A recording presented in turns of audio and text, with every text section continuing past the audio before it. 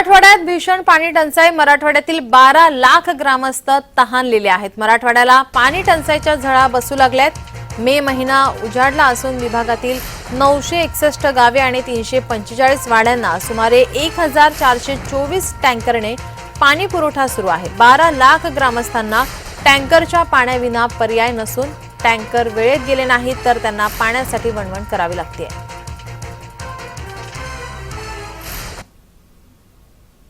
आपले प्रतिनिधी विजय चिडे आपल्यासोबत जोडलेत। विजय, पाणी टंचाई आता भासत आहे, काय अधिकची माहिती?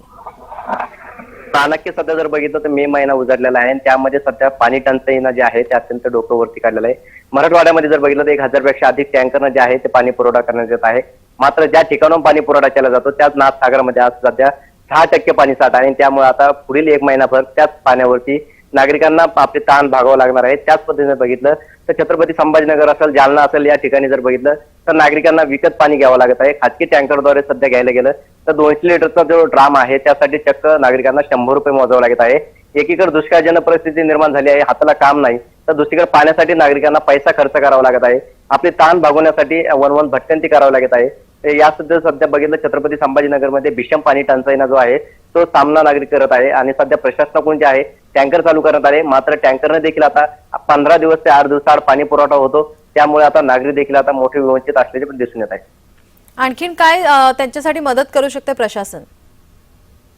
नक्की सध्या जर बघितलं प्रशासनाकडून आवाहन करण्यात आले, पाणी जपून वापरा असं आवाहन करण्यात आलेलं आहे। प्रशासनाच्या वतीने छत्रपती संभाजीनगरमध्ये काही खाजगी टँकरने देखील पाणी पुरवठा करण्यात येत आहे।